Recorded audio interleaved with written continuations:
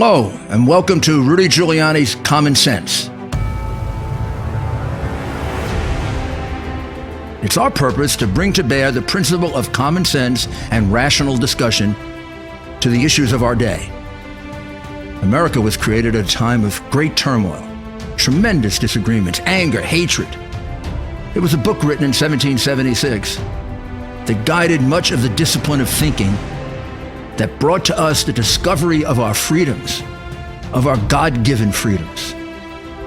It was Thomas Paine's Common Sense, written in 1776, one of the first American bestsellers, in which Thomas Paine explained, by rational principles, the reason why these small colonies felt the necessity to separate from the Kingdom of Great Britain and the King of England.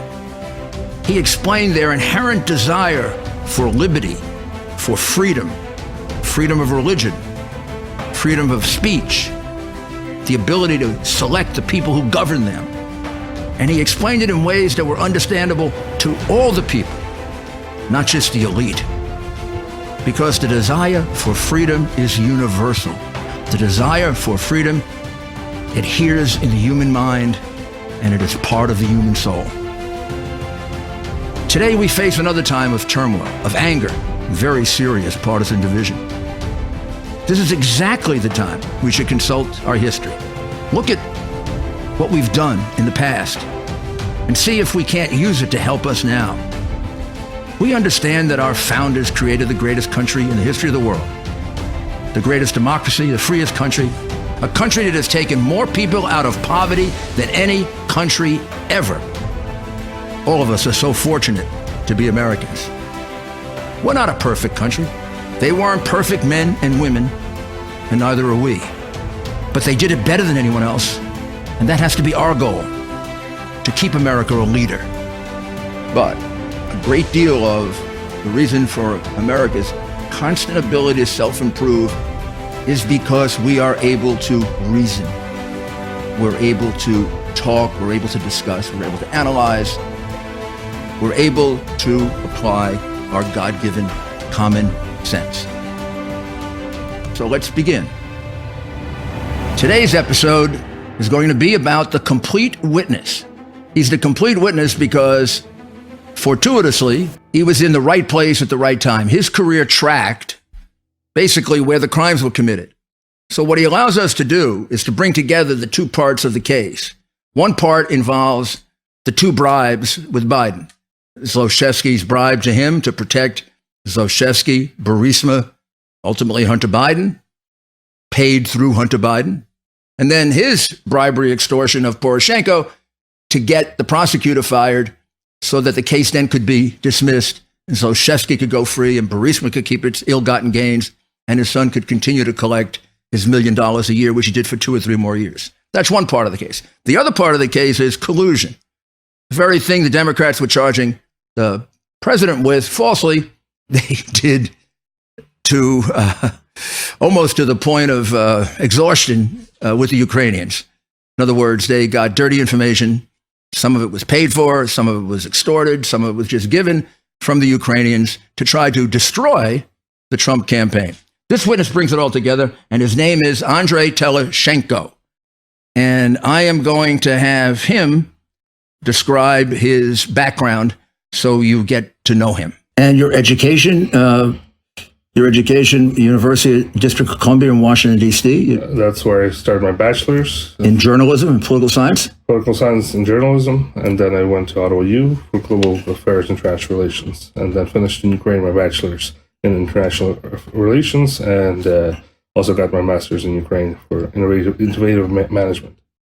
After some lesser positions, he's appointed to the Prosecutor General's office, the key place to be. As advisor to the Prosecutor General of Ukraine on international relations and head of protocol of the General Prosecutor of Ukraine. And you were there in the General Prosecutor's office from approximately what time? From mid-June 2014 till April 2015. Now, to put it in context, this is just after the Revolution of Dignity, the Maidan, the revolution in which Yanukovych, the Russian-leaning crook, organized criminal, they were called Yanukovych's mafia, just as he was being thrown out, new government taking over. And with him went all of his mafia members, one of whom was Zlochevsky, Mykola Zlochevsky. I know the names are hard, but we got to follow this because this is very important to our country to get this right. Mykola Zlochevsky was a minister in Yanukovych's government, ecology, natural resources, but really what he was a big thief. What he did was he just gave himself licenses and leases for natural gas, for oil, gave it to his company Burisma, which was in Cyprus. That's where the money went. So he accomplished two things. He got all the leases to the company and he got all his money out of the country. It's going to turn out to be about $5 billion. So when the revolution happened, he had to go just like Yanukovych. He fled to Monaco, not a bad place, huh? Yanukovych went to Russia where Putin took care of him, and Zlochevsky fled to Monaco with his $5 billion stuck in banks all over the world, but very worried that his business was going to be taken away and that the prosecutor's office was going to come after him. So let's have Andriy bring us up to date on that. And how did you first hear about the Burisma case? It was when I was working in the prosecutor's office. After we came in June, July, we had to oversee what Magnitsky was doing, and the Burisma case was opened by Magnitsky as the prosecutor general, and then Mr. Yarema reopened another case under Burisma, and then we took it to London court in end of that year, 2014. And what was the purpose of going to the London court? To retain the money, which was money laundered from Ukraine by the owner of Burisma, Mr. Zlochevsky, and take it back to the Ukraine government as our budget was low and it was illegal money laundering, which Ukraine owned that money because it was laundered from the Ukrainian budget. And where was Zlochevsky when you brought the action in London? From what I know, he was living in Monaco and other places in Europe. He was outside of Ukraine. Yes, he was not being able to come back to Ukraine because there was a criminal case open against him, and he would never come back at that time to Ukraine. He would be arrested. You notice when he ended, Andriy said that if Zlochevsky came back to Ukraine, he'd be arrested. That's one of the things Joe Biden is going to take care of for him with the 2 bribes. So this London case that he's talking about is the prosecutors found a small amount of money for them, given the context of this, 23 or 27 million in London. They seized it as often as is done. However, the case went south. And I think Andriy can explain to you how that happened and how Poroshenko got his first of 2 bribes, possibly more in this case. Did that happen just as a matter of course, or was it done corruptly, or how did it happen that case couldn't be pursued? From what we knew, because Mr. Pesco was also responsible for communicating, and he was the deputy prosecutor general of all the letters and documentation to the British authorities, he did not pass on enough evidence and documentation for the British authorities to have a court hearing in our favor of the Ukrainian side, even though he was warned that would happen, and he never took any actions or informed the prosecutor general on that matter. Was he paid something for that, or was there corruption involved in that? I don't know, but he was involved in pro-left organizations prior to this, working with pro-source funded organizations by the Renaissance organization, which is involved with the Open Society Foundation of George Soros. And what happened with the president? With President Poroshenko? Poroshenko, he basically pressured Yarema to leave the office, and Mr. Shokin became the new prosecutor general. Now, was there a time in which Poroshenko received money for that? There was a time where he, after I left the prosecutor's office, I was to know more on what happened in that case. He received around $8 million in that process. Well, did he receive something specifically for the London thing? That's what I believe. That was for the London case. That's the funds he received in cash. It was done through people like Mr. Onishchenko or his private bodyguard, who is now fled the country. What's his name? I forgot his name. Konenko? No, that's the Konenko was the intermediary in the second case, but there was also the people who were bringing the money physically to Poroshenko. It was Onishchenko before 2015, and then afterwards it was his private bodyguard. I can send you a name afterwards, who fled the country after Poroshenko lost the elections. What happens now? what happens now is that Poroshenko, now that he's gotten it's really $5 million for getting back the 23 or 27 million to Zlochevsky, now he presses to reopen the Burisma case. But he presses to reopen it, not because he's interested in justice, not because he's interested in really acquiring the money for the country, but this is another opportunity for him to get a bribe. Because from the beginning, according to Teloshenko, he had about 20 million in mind as the right bribe for this case. So let's hear what Andriy has to say about that. Now, after that happened, did Poroshenko want the case against Burisma to be reopened or continued? Yes, he wanted the case reopened because the first initial involvement, what he wanted to do was to get $20 million out of the whole case. But he only got 8, which was not enough for him. So he pushed for another pressure in the case and get it reopened. Well, the first payment he got for the London situation was $5 million or $8 million. I thought you had told me it was $5 million. I think it was 5 or 8. I don't remember which one the numbers right now.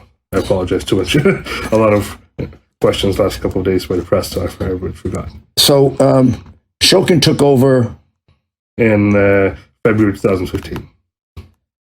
And was he immediately involved in the Burisma case? He opened up the Burisma case a month or two after he came into his office and started looking into the case. There was 3 cases opened overall on Burisma, and then Mr. Zlochevsky's involvement in money laundering in Ukraine and abroad.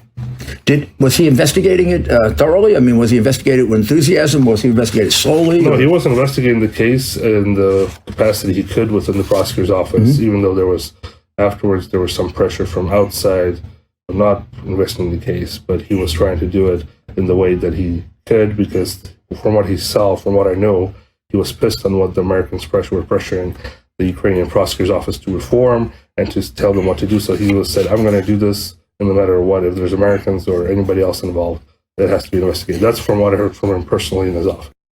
Now we switch venues. In April of 2015, Teloshenko left the prosecutor's office and eventually was reassigned to be an assistant in Washington, D.C. to Ambassador Shali, who was the Ukrainian ambassador to the United States. He didn't start until December 2015, and it was a fairly short but very, very important stay because he lasted only until June of 2016. His original job was overseeing the press office, and then sometime in December, when he got there, they put him also in charge of the American presidential process. In other words, overseeing that for the embassy. There are several very critical things that happen while he's here. One is a January 2016 meeting in the White House with the National Security Council staff of Barack Obama. Actually, some of them are Joe Biden's members to the National Security Council, and Ukrainian officials, prosecutors. The purported purpose of the meeting is to discuss corruption and how to fight it in Ukraine. You'll find out what the real purpose of the meeting is. It was arranged by Andriy, and the people who attended it, and we'll put their names up because these names are not the easiest names to pronounce or to remember. And then there are some unidentified Obama officials that were at the meeting. But those were the key people who played a role in the meeting. The meeting begins with a discussion of Jeff Cole discussing the reform efforts that are being made in Ukraine.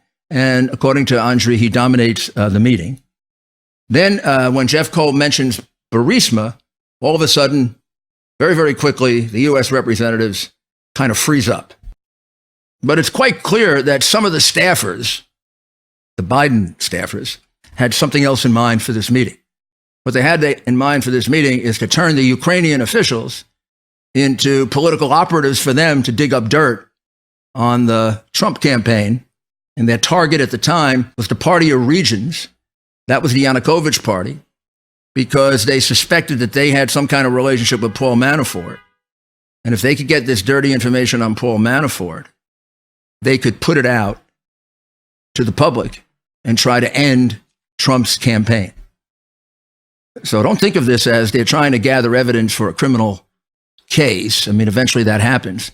Purpose here was target date being around August or September, just releasing the information and then seeing if that doesn't explode Trump's campaign. So let's listen to what Andre has to say about this.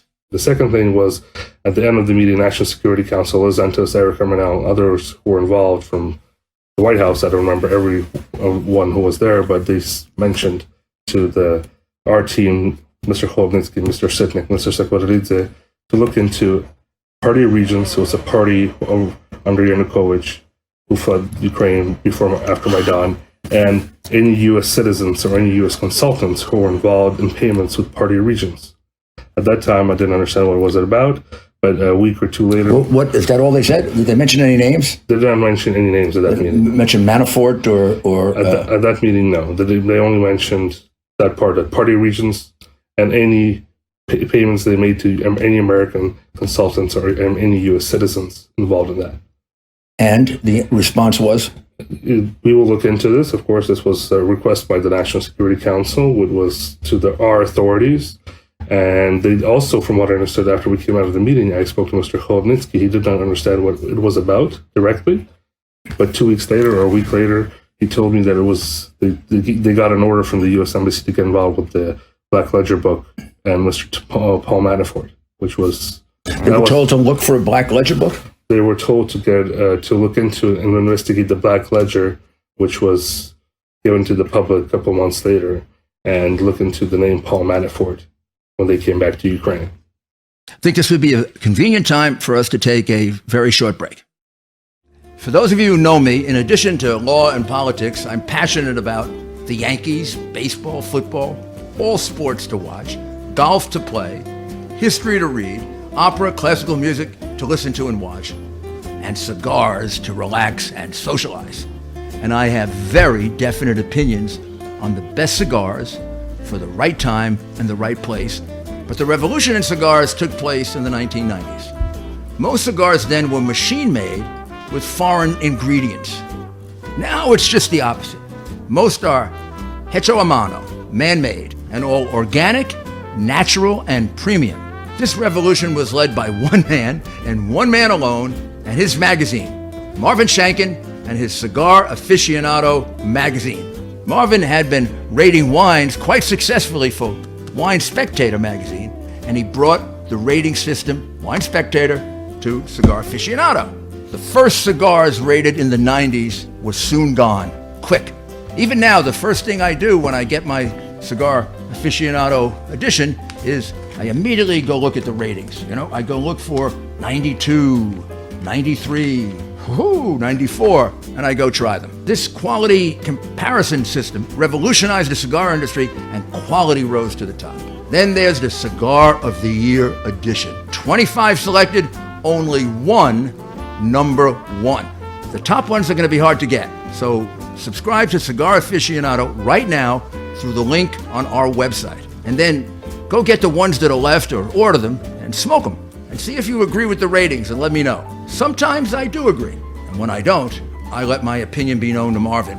He listens very, very intently, and then he says to me, Rudy, stick to the law. Also, along with rated cigars, Cigar Aficionado has articles on politics, sports, interesting profiles, and Marvin also has Wine Spectator, which I mentioned, and a Whiskey Advocate. So if you like wine, bourbon, scotch, vodka, etc., it's a great guide to the best quality. Subscribe now to Cigar Aficionado through the link on our website. You're going to really enjoy it. It's a great read. Thank you.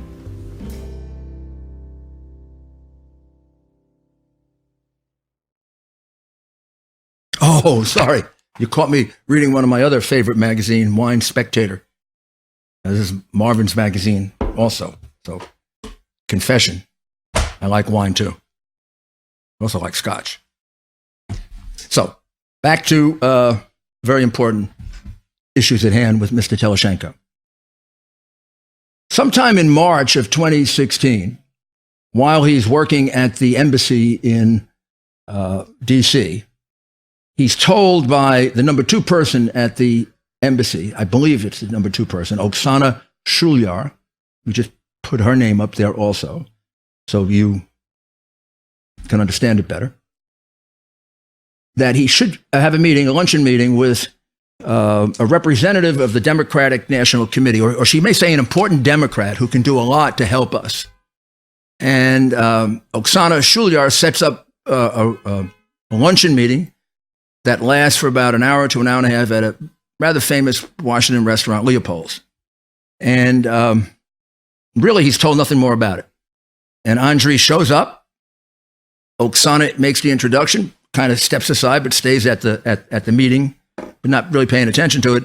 And then for the next hour, Alexandra Chalupa really has an extraordinary conversation with him, in which she very aggressively tells him that she wants him to dig up dirt, anything he can get, on Donald Trump Jr., Paul Manafort, because it's her intention to destroy his candidacy, to take him out. This is not an attempt to build a criminal case on Paul Manafort or Donald Trump or anything like that. This is an attempt to come up with a piece of evidence that would be explosive, that could destroy the campaign of Donald Trump in August or September of 2016. This is all going on within a mile of the FBI and the Justice Department, right under their nose. Real crimes being committed. So let's listen to this extraordinary conversation. To Leopold's, Oksana introduces me to Mrs. Chalupa. This is Alexandra Chalupa. She works for the DNC. She's a Ukrainian patriot. You should talk to her. And then Oksana sits away. Sits away? She sat at the table with you? Or Yeah, she sat at the table with us. She just backed out of the conversation and let us talk with Mrs. Chalupa on what she wanted to talk to me about. Basically, she wanted to talk to me. I had nothing to say to Mrs. Chalupa because I didn't know what was the matter of that meeting. And what did she tell you? She represents herself. I'm a DNC operative. I work for the DNC. I'm a Ukrainian patriot. I work on the Trump campaign and the presidential candidate Donald Trump, and we're trying to collect any dirt we can find on him. I think he's connected to the Russians, he's connected to the Russian authorities, to the president of Putin, and I want to find anything I can find on him and this right-hand man who's going to become the head of campaign, because I think it was a week before Paul Manafort got officially appointed to the campaign. He wasn't officially already there. He started talking about him, about Paul Manafort, to take Trump off the election process in end of September by Congresswoman Marcy Kaptur. What did she want from you? Dirt. She said, any dirt we can find on Trump's connection to Russian mafia, Ukrainian mafia, Paul Manafort's connections to mafia, Russians, and anybody from the campaign team in the Donald Trump's campaign team, basically. What did you tell her you would do? I said, I looked at Oksana. She was my overseeing officer, basically, in this process, or overseeing diplomat. So I said, okay, I'll look into this, because I'm a diplomat. I have to reply diplomatically. I don't know what this is about. Maybe we have to reply. I cannot just say no to her and run away. Right. So I replied diplomatically, okay, I'll look into this. We'll keep in touch. And she said we'll keep in touch through Oksana Shulyar, through her, if something needed to be safe. So I won't call her directly. And that's how I went back to the embassy. She and Oksana still stayed in Leopold's. They talked. While walking back to the embassy, I thought I should report this to the ambassador because the request was unethical, and from what I understood was illegal, because we are representatives of foreign government. Right. And I'm a third secretary within the Ukrainian embassy. Maybe not a high-ranking position, yes, overall, but with my background and with the request, this is the DNC, Democratic National Committee, from what I also understood after going back, because I thought this in my head. I reported this to the ambassador, because I also had direct access to him all the time. I reported all my actions directly to him or to Oksana. And he just said, what Oksana Shulyar tells you, you should do. So you see that when he left the meeting and headed back to the embassy, he was very concerned about this being unethical and illegal. He goes to Shali, hoping that Shali will relieve him of his tension, and Shali does just the opposite, tells him to do what Oksana Shulyar tells him to do, which means he's ordering him to play along with the criminal conspiracy of digging up dirt on the Trump campaign. He's uncomfortable with that, and he therefore leaves. And by May of 2016, he's on his way back to Kiev. He did some transitional work in the government agency, and then he got a job in Blue Star Strategies, a lobbying firm very, very close to Hillary Clinton, the Bidens, John Kerry, and it put him in a position to find out everything that went on historically and then everything that was going to go on now at that period in May of 2016. So let's have him describe it. It was right after Biden's resignation. Did people know about that at the time? Did people know that Biden went there and threatened? Yes, that's what everybody in the government knew what happened. How was it described in the government? It was that the Americans told to fire. They did something that the Americans are already doing something. They're telling Poroshenko who to fire and who to get resigned because it was.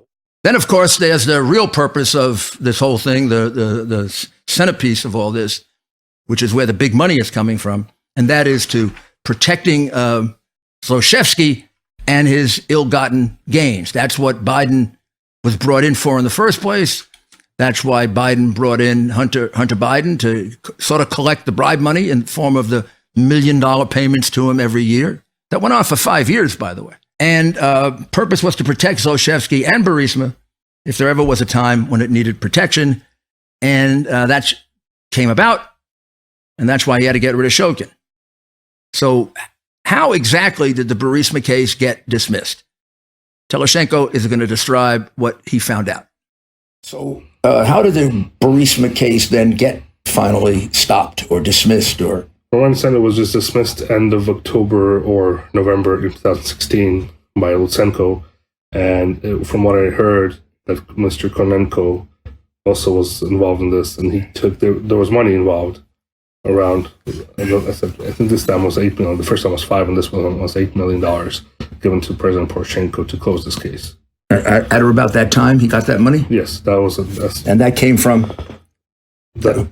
who paid the money? It was from Burisma, the owners, Mr. Zlochevsky personally. It was cash, no transfers, nothing. This is how it's done in Ukraine. Was Zlochevsky then eventually allowed back? Yeah, Zlochevsky came back to Ukraine almost right away. Mm-hmm. He came back to Ukraine. He saw from what I know, he saw what's going on in Ukraine. And he said, look, it's nice and interesting here, but I like living abroad, and he left Ukraine. But he's still being able to come to Ukraine. From what I know, there's cases open, but the cases are open in the way that he can still come back. Now we get to Blue Star Strategies. Blue Star Strategies is a lobbying firm in the swamp in Washington, D.C. It's a Democratic lobbying firm. Two of the principals were officials in the Clinton administration, very close to Hillary Clinton, very close to Biden and John Kerry. When Zlochevsky bribed Biden and brought him in as his protector, and the deal was to pay Hunter for a no-show job, and also possibly some other money to Biden, Biden brought in Blue Star Strategies, the lobbying firm, to do several things. First thing they did was they wrote a report that basically said that Burisma was not corrupt, which is, of course, absurd. I don't even have to tell you why. We've seen all the evidence of all the money they stole, all the money they laundered. So this is a totally phony report. Of course, it's exactly what Zlochevsky wanted. So he hired Blue Star Strategies, and they became not just his lobbying firm in the swamp in Washington, they became kind of like the facilitators for him and for Biden and for the other people who were trying to protect his illegal interests in Burisma. And by the way, I believe that Blue Star Strategies is representing Burisma to this day. But Teloshenko knows these facts cold. So let's listen to him. What are they all about? Blue Star Strategy. What are they? They are a lobbying firm from Burisma Holdings, and they were involved from what I understand from the beginning. When the Burisma hired Hunter Biden, they were offered a job there by Burisma themselves after they came up with audit, who, on the request of Mr. Vice President Biden, they did, and came up with no evidence that the company is corrupt. And they provided this information also to Mr. Biden, from what I heard personally from the owners of Blue Star, by Sally Painter. And also they provided this information to Burisma, and officially they got hired right afterwards. And they still, up to date, are representatives of Burisma and are still lobbying Burisma Holdings today and being coordinated by Burisma what to do. All the money on lobbying in the United States and like Atlantic Council nothing is being said negatively about Burisma and Atlantic Council. They host Atlantic Council meetings, and all the money goes through Blue Star. You know, in the long run, the most troubling part of Teleshenko's testimony, it can be what we cover now. Probably this confuses me and hurts me the most because I spent so much of my life working for the Justice Department, low level, high level, third ranking official in the department.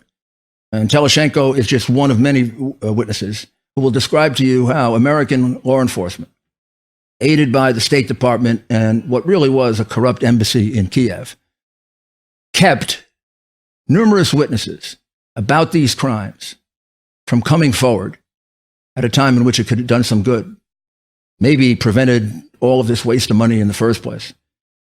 The embassy under Yovanovitch blocked visas. They're blocking visas for Shokin right now.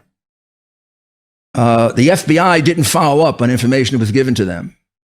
And the impression given to the Ukrainians who wanted to get this information to us about all of this democratic soliciting of Ukrainian officials to dig up dirt, the creating of false evidence, the briberies that were going on involving Biden and the Fusion GPS that was paid money by Hillary to dig up dirt on Trump. They wanted to testify to all this. They wanted to describe it. For over a year, well over a year, almost 2 years, this was systemically handled by the deep state. And they kept it away from us. And part of it may also be that all the FBI and all the DOJ cared about was getting Trump. People could come to them with evidence of the same kind of criminal activity that they were alleging against Trump involving the Ukraine, and they would turn them away. Now, there's a lot of controversy over who dismissed the Burisma case. It was Whether it was Lutsenko or Nabu or Sapp or a combination of all of them. it was dismissed. So what, from your point of view, you were in Ukraine at the time. Yeah, Who dismissed it?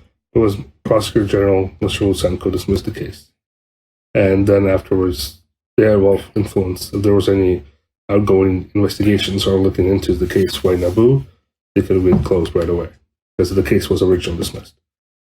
And afterwards, it was reopened by the same Prosecutor General, Mr. Lutsenko. Now, was there a time that you found out that there were people in Ukraine who were trying to reach the United States FBI, the Justice Department, law enforcement, to explain to them about collusion in the Ukraine? Yes, I was one of them also. And what, and how, when did that start? It was Roughly. right after it was during the process of the election, but people kept. Even while the election was going? Yes, some people did also try to reach out, like Mr. Nalyvachenko. He was a former head of SBU, and he tried to reach out. He was really good connections with the U.S. Embassy, and then he reached out after the election already happened and the President Trump already got elected, because everybody was afraid that they would reach out prior to this, and what would happen to them if Hillary would get elected. But the President Trump got elected, and people started to reach out. Mr. Nalyvachenko was one of them. And then he reached out another time. It was me. I reached out after also the DNC article came out, because I tried to deliver this message that there was a problem, and people from the transition team and Trump knew that Ukraine embassy was involved. That's where I heard that Ukraine embassy was involved in? Working with the Hillary people and the DNC. It was In obtaining dirty information? data information or coordination or cooperation. I was told, but I knew this personally for myself, but then after the election process, I heard it by people from the transition team.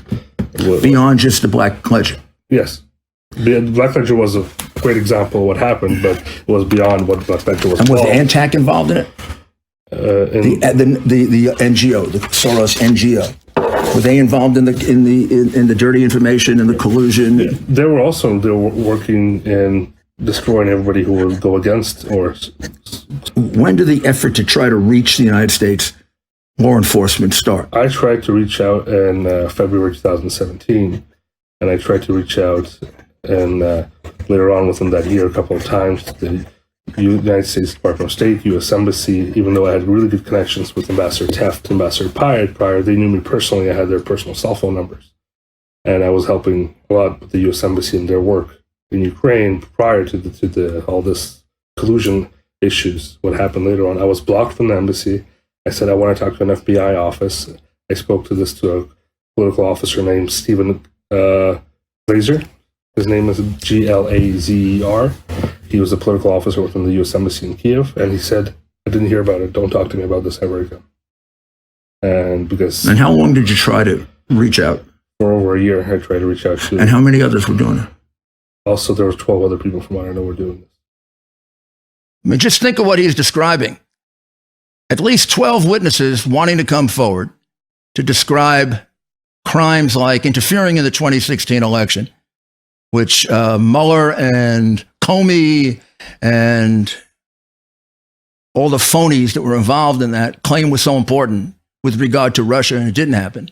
Somehow it wasn't important that there was a substantial Ukrainian interference and creation of false evidence to try to stop the Trump candidacy and to try to destroy it. That didn't matter. They didn't care about it.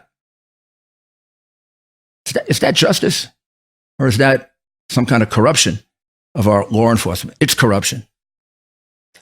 Teloshenko also dispels another myth that lies at the core of the coup attempt by the Democrats and their attempt to frame President Trump for false charges. They keep saying, the Democrats, that President Trump and I, for President Trump, was trying to dig up dirt on Joe Biden. Now, that's absolutely untrue. This all started, as you know, in November, well before Biden was a candidate. It was presented as evidence that would help defend the president, and it is evidence that could help defend the president. And I collected it in my capacity as his defense attorney, which any good defense attorney would do. And President Trump is entitled to the same vigorous defense that anyone else is. And the lawyer who does it shouldn't become a victim of a massive meteor attack. Gosh, if I were defending a terrorist, they'd probably make me a hero. And if I were defending a Democrat, I'd probably be man of the year. The double standard is so bad. But what I want you to hear, because I've been saying it, but I want to prove it, I didn't go find these people. They came and they found me because they were being turned away by Yovanovitch, by the embassy, by the State Department, by the FBI, and by the Department of Justice. They had nowhere to go after a year and a half, and they came to me. And this is just one example. And you reached out for me. I didn't reach out for you. You didn't I was looking for you. I came to see you because, first of all, it was interesting to meet you as an author. No, that's official. Well, thank you. But then it was also to deliver this information that this is going on. So now you can see that the witnesses, the tapes, and the documents that we've already presented to you prove some things. They substantiate some things that are very, very important. They present evidence, substantial evidence, of two bribes, one to Biden by Zlochevsky in order to protect Zlochevsky, Burisma, and Biden's son, Hunter. Hunter Biden was going to get what turns out to be $5 to $8 million in payments for a no-show job. That was how the bribe was paid. And then when it came time to have to protect Burisma, Biden was there to get Shokin fired, to basically extort Poroshenko or bribe Poroshenko with the loan guarantee, to get rid of the prosecutor general who was being too aggressive in prosecuting the case and putting their person in, who then proceeds to dismiss cases to help Antac, Soros's company, to help the guy who was creating the phony evidence, Lyshenko. And then most importantly, after a rather lengthy negotiation, because Poroshenko wanted to get his bribe for this, he wasn't going to do it for nothing. Finally, in October or November of 2016, Biden gets it done. The case is dismissed. Zlochevsky's allowed to come back. He keeps his $5 billion. He keeps his company. He's allowed to go back and forth to the Ukraine. So one of the biggest crooks in the Ukraine is freed based on the activity of our vice president. And this isn't being investigated. These are crimes at the highest levels of two governments, where there was a mutual sale of public office, the vice presidency of the United States and the presidency of Ukraine. If we can't investigate something of this magnitude, where you have corruption at the highest levels of two governments, the sale of public office. The vice president of the United States sold to Zlochevsky. The presidency of the Ukraine basically sold to Biden to get rid of Shokin. If we can't investigate something like this because it's too politically difficult, or the press is going to demonize the prosecutors and say they're corrupt and terrible and awful and mean and corrupted themselves, if the prosecutors can't withstand what I have to go through, then how can our relations with Ukraine ever be good? Isn't this a national security matter?